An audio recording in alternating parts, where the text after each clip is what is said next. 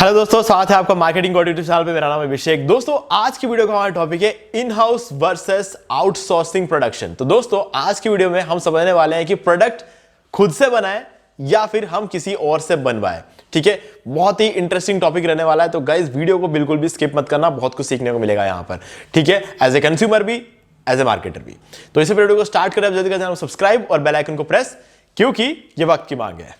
Okay guys, तो product खुद से बनाए या फिर बाहर कहीं से बनवाए। देखो, ये एक बहुत बड़ा सवाल बन जाता है जब हम एक कंपनी स्टार्ट करने वाले होते हैं और हम अपना प्रोडक्ट बनाना जानते हैं। हमें पता है कि हमारा प्रोडक्ट बहुत कमाल का बनने वाला है, अगर हम बनाएंगे इसको तो बहुत कमाल का बनने वाला है। लेकिन अगर आपको उस प्रोडक्ट को बनाना है तो आपको चाहिए एक फैक्ट्री, और फैक्ट्री के लिए आपको चाहिए जगह। ठीक है, फैक्ट्री बनेगी, मशीनरीज चाहिए होंगे, लेबर्स चाहिए होंगे, बहुत कुछ चाहिए। और इन सब चीजों के लिए आपको इनिशियल मान के चलो 5 करोड़ रुपए चाहिए। ठीक है, और 5 करोड़ रुपए हमारे पास अभी फिलहाल नहीं है, क्योंकि हमारा एक नया स्टार्टअप है। ठीक है, 5 करोड़ रुपए हमारे पास नहीं है। फंडिंग हमारे पास होगी, लेकिन 5 करोड़ की नहीं होगी। ठीक है, तो उस केस में क्या है कि हम खुद से उसका प्रोडक्शन नहीं कर पाएंगे। इन केस अगर हम लोन लेते हैं, ठीक है, तो लोन लेंगे तब भी 5 करोड़ का हम लोन लेंगे, उसका इंटरेस्ट भी हमारे हाथ से जा रहा होगा। ठीक है, वो एक काफी कॉम्प्लिकेटेड चीज हो जाती है कि आप लोन लेते हो। लोन लेके कोई भी काम अगर आप करोगे तो आप अपने बिजनेस पे उतना ध्यान नहीं दे पाओगे जितना आपको उसका इंटरेस्ट चुकाने में देना है। ठीक है, तो ये एक बहुत बड़ा इश्यू बन जाता है, क्योंकि जब आप बिजनेस लोन लेते हो तो बिजनेस लोन का इंटरेस्ट बहुत ज्यादा होता है।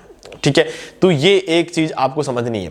ठीक है, तो आप लोग सोचते होंगे क्यों लोन लेके बिजनेस क्यों नहीं स्टार्ट कर सकते हैं। स्टार्ट कर सकते हो, स्टार्ट कर सकते हो, लेकिन दिमाग बिजनेस में लगाओगे ना तभी बिजनेस ग्रो होगा। इंटरेस्ट कैसे चुकाना है लोन का, उस पर लगाओगे तो बिजनेस ग्रो नहीं होगा। तो ये चीज समझने का, जो लोग बिजनेस करते हैं उनको पता होगा। ठीक है, चलिए अब हम बात करते हैं कि तो ऐसे में क्या करें। ऐसे में हमारे पास ऑप्शन आता है कि हम उसको आउटसोर्स कर दें। आउटसोर्स का मतलब ये होता है कि हमारा जो प्रोडक्ट, हमने जो प्रोडक्ट के लिए जो प्लानिंग की है, हम उस प्लान को किसी दूसरे कंपनी को देंगे, और उनके पास ऑलरेडी फैक्ट्री है, उनके पास ऑलरेडी मशीनरी है, उनके पास ऑलरेडी लेबर है। वो हमारे प्रोडक्ट को आराम से बना देंगे, सिर्फ उन्हें फॉर्मूला बताना है। ठीक है, फॉर एग्जांपल अगर हमने एक कोई भी एक प्रोडक्ट है, जैसे कि प्रोटीन सप्लीमेंट। ठीक है, मान के चलते प्रोटीन सप्लीमेंट है, उसका हमारे पास एक कमाल का फॉर्मूला आया है जिसमें एक स्कूप में हम एक स्कूप का जो वजन होगा, मान लो कि 30 ग्राम का स्कूप है और उसमें 29 ग्राम प्रोटीन है, जिसके अंदर अमीनो एसिड्स के रेशियो एकदम प्रॉपर है।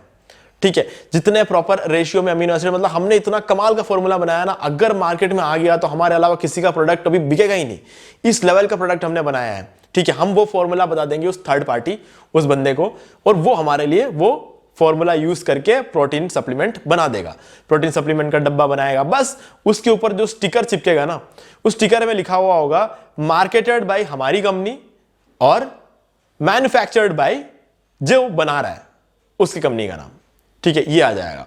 अब आपने ये कभी भी कोई प्रोडक्ट आप खरीदते हो उसके ऊपर देखना क्या लिखा होता है। मार्केटेड बाय में उस कंपनी का नाम होता है जो कंपनी का वो फॉर्मूला रहता है, और मैन्युफैक्चर्ड बाय उस कंपनी का नाम होता है जो उस प्रोडक्ट को एक्चुअल में बना रहा है। अब मैंने जैसे ही कहा कि हमने प्रोडक्शन नहीं किया तो हम खुद से नहीं बना सकते, तो हमने किसी को दिया है, तो उस बंदे का नाम आएगा मैन्युफैक्चर्ड की जगह पे। ठीक है, तो वो बंदा उस प्रोडक्ट को बना रहा है। अब यहां पे होगा क्या, यहां पे एक फायदा जरूर होता है हमें, जो इनिशियल 5 करोड़ रुपए हमारे हाथ से खर्च होने वाले थे वो तो नहीं होंगे। ठीक है, हमारे और बहुत सारे और भी चीजें मैं बताता हूं, लेकिन पहले पैसों की बात कर लेते पहले पैसों की बात कर लेते हैं। अब देखो, हमने क्या किया, सिर्फ इस स्टिकर बनाना, स्टिकर में उसका नाम लिखने से तो वो खुश नहीं होगा। जिस बंदे से हम अपना प्रोडक्ट बनवा रहे हैं, प्रोटीन सप्लीमेंट जो हमारे लिए बना रहे हैं, वो सिर्फ स्टिकर चिपकाने से तो खुश नहीं होगा, उसको पैसे भी देने पड़ेंगे। अब एक्चुअल में मान लो कि वो जो प्रोडक्ट है अगर हम खुद बनाते हैं, 5 करोड़ का खर्चा हम खुद से कर लेते हैं और हम उस प्रोडक्ट को खुद बनाते हैं, तो हम उसको बना लेते हैं कुछ 3,000 रुपए में। ठीक है, वो एक डब्बा बनता 3,000 रुपए का। अब जब हम उस बंदे से बनवा रहे हैं ना, वो 3,500 का बनेगा। कंफ्यूज्ड कैसे, वो बन तो वही 3,000 रुपए का रहा है, लेकिन उस बंदे को भी तो 500 रुपए देने पड़ेंगे ना हर डब्बे पे, उसको भी तो अपना कमीशन देना पड़ेगा, तभी तो बनाएगा, है ना। बाकी 3,000 रुपए में वो उस प्रोडक्ट को बना रहा है और 500 रुपए हमको उसे एक्स्ट्रा देना पड़ेगा। यहां पर हम 500 रुपए एक्स्ट्रा उसे दे जरूर रहे हैं, लेकिन हमारे शुरू के 5 करोड़ रुपए बच चुके हैं। ठीक है, जब हमारा माल बिकेगा हम उसको 500 रुपए उसके खाते में जाएगा, ठीक है। और हमारा जो बाकी का जो रहता है, हम उस प्रोडक्ट को मार्केट में बेच रहे हैं 5,000 रुपए में, ठीक है। प्रोडक्ट की एग्जैक्ट वैल्यू है 3,000 रुपए, खुद बनाते हम तो 2,000 रुपए हमारा प्रॉफिट होता हर एक डब्बे पे। लेकिन अब क्योंकि इस बंदे ने बनाया है तो 500 रुपए से भी देने पड़ेंगे, तो अब 1,500 का प्रॉफिट होगा हमारा, ठीक है। तो कुछ इस तरीके से ये चीज चलती है। तो पैसों में ये 500 रुपए का फर्क पड़ गया हर एक डब्बे पे, तो विन विन सिचुएशन है, कोई बहुत बड़ी दिक्कत नहीं। शुरू में 5 करोड़ रुपए हमें अगर खर्च करना पड़ता तो हम कैसे करते हैं, पॉसिबल नहीं था। तो हमारा बिजनेस पॉसिबल हो पाया इस बंदे की वजह से, और इसको हमने एक अमाउंट दिया क्योंकि वो काम कर रहा था, उसको उसका अपना अमाउंट देना है, और उसका मार्केटिंग भी कहीं ना कहीं हो रही है उस डब्बे के ऊपर जो स्टिकर हम चिपकाते हैं उस पर। चलिए, ये बात हो गई पैसों की।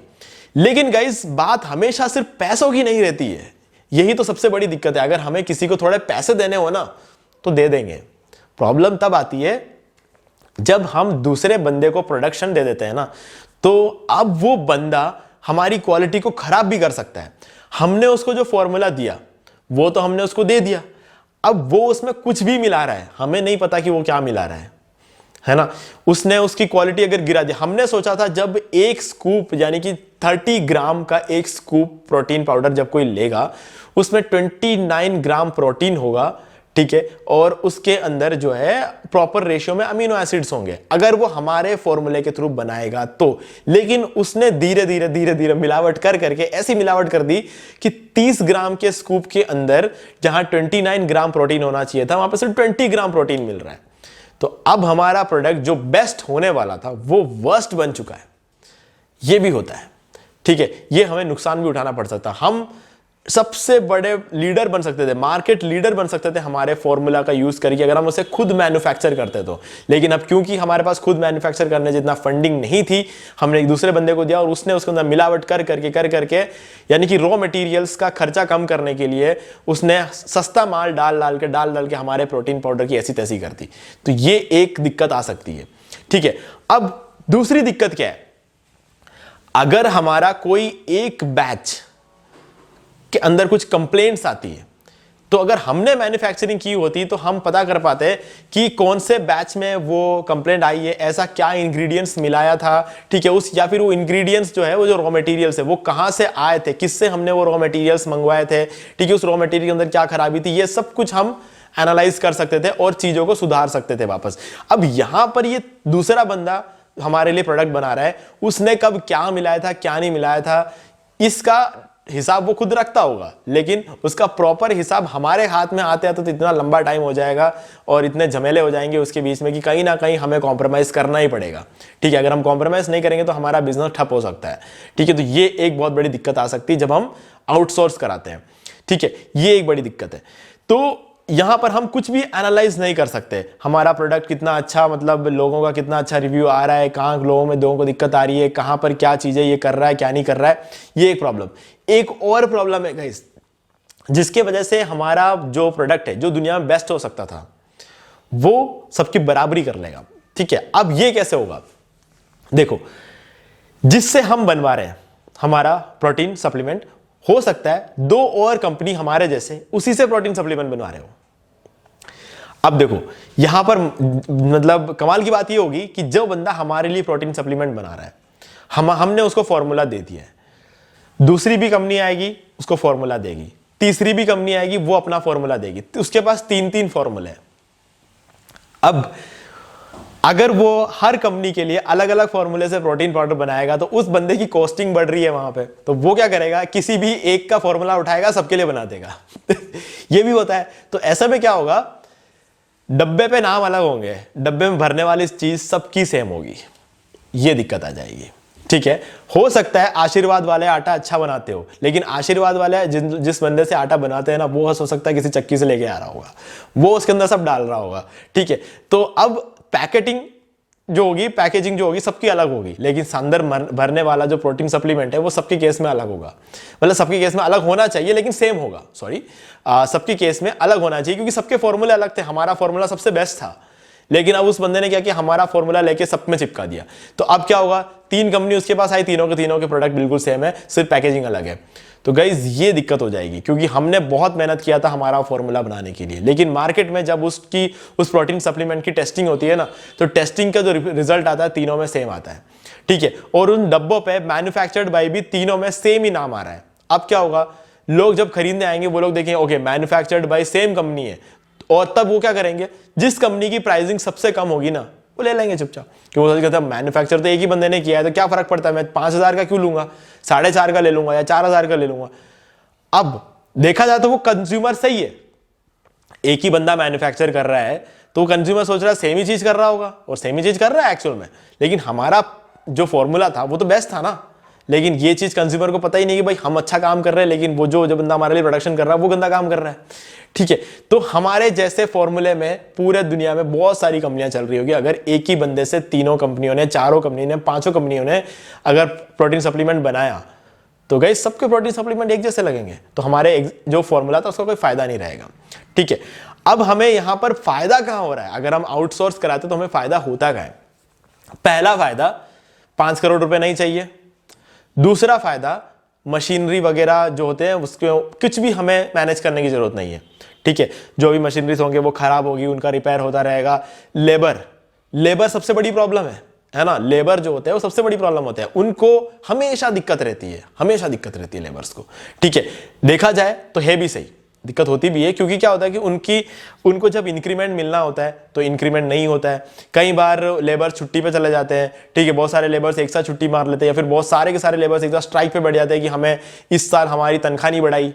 ठीक है, तो ये सब बोल के लेबर्स स्ट्राइक पे अगर बैठ गए तो कंपनी का प्रोडक्शन बंद हो जाएगा, प्रोडक्शन बंद हो गया तो जो कंपनी का जो मालिक है उसका नुकसान होगा। और अगर मान लो कि लेबर स्ट्राइक पे नहीं गए तो उनका इंक्रीमेंट इतना करना पड़ेगा, वो बार बार डिमांड करते रहेंगे। अगर हर बार इंक्रीमेंट करते रहे हम तो बार बार वो लेबर्स जो है डिमांड करते रहेंगे, तो हर बार अगर हम उनकी डिमांड को फुलफिल करते रहेंगे तो उस केस में भी ये पॉसिबल नहीं हो पाएगा। ठीक है, तब भी हम लोग घाटे में जाएंगे। तो ये सब टेंशन जो होता है ना, ये भी रहता है एक मालिक के सर पे। ठीक है, तो इसीलिए इन सब टेंशन को हमें अगर अवॉइड करना है तो आउटसोर्स करना पड़ेगा। आउटसोर्स किया तो मैंने जो पहले प्रॉब्लम्स बताई थी वो सब कुछ होने वाला है। ठीक है, तो अब आपको ये देखना है कि आप इस चीज को मैनेज कैसे करोगे। देखो, जो चीज पॉसिबल है हमें वो चीज करनी है। ठीक है, यही हमें करना, नहीं तो हम अपना बिजनेस स्टार्ट नहीं कर पाएंगे। ये चीज हमें देखनी है। अगर आप खुद से प्रोडक्शन का पैसा जुगाड़ कर पाते हो तो मैं कहूंगा बेस्ट है। लॉन्ग टर्म के लिए अगर आप इसको देखोगे ना तो बेस्ट है, क्योंकि आप प्रॉपर एनालाइज कर पाओगे, आपका प्रोडक्ट मार्केट में सबसे अच्छा होगा, और मार्केट में वही बंदा टिकता है जिसका प्रोडक्ट सबसे अच्छा होता है, और वही बंदा लॉन्ग टाइम तक टिकता है। बाकी कोई भी मार्केट में लंबे टाइम तक नहीं टिकता है। आते हैं 1-2 साल चलते हैं, 1-2 साल के बाद बिल्कुल गायब हो जाते हैं। क्यों? क्योंकि लोग समझ जाते हैं कि इसमें दम नहीं है, और फिर लोग एक एक करके उसे छोड़ते हैं, और एक बहुत बड़ी गिरावट आती है, और फिर वो वापस उठ नहीं पाता है। तो अगर आप प्रोडक्ट अच्छा रखोगे तो हमेशा मार्केट में चलते रहोगे, भले ही शुरू में आपकी एक इन्वेस्टमेंट लग दे। तो ये मेरा खुद का पॉइंट ऑफ व्यू है जो मैं आपके साथ शेयर कर रहा हूं। अब आपको देखना है कि आप इसे पॉसिबल कैसे बना सकते हो। ठीक है, कम कॉस्टिंग के साथ आप इसे पॉसिबल कैसे बना सकते हो, ये आपको देखना है। बाकी आने वाले वीडियोस में हम इन सब चीजों को भी कवर जरूर करेंगे, तो इसलिए आप चैनल को सब्सक्राइब करके रख लेना, क्योंकि ये वक्त की मांग है। तो दोस्तों, मैं उम्मीद करता हूं कि आपको ये वाला वीडियो समझ में आ गया होगा। अब यहां पर 2 और वीडियोस है जो कि आपको जरूर से देखना चाहिए, क्योंकि यहां पर इन वीडियोस को देख के आप मार्केटिंग को बहुत ही अच्छी तरीके से समझ पाओगे। और अगर आपने ये वाला वीडियो अभी तक लाइक नहीं किया तो लाइक जरूर कर दे, और चैनल को सब्सक्राइब करके बेल आइकन जरूर प्रेस कर ले, क्योंकि इसी से हमारे आगे आने वाले वीडियोस के नोटिफिकेशन आपको मिलते रहेंगे। तो दोस्तों, आज की वीडियो सिर्फ इतना ही। देखने के लिए आपका बहुत बहुत धन्यवाद।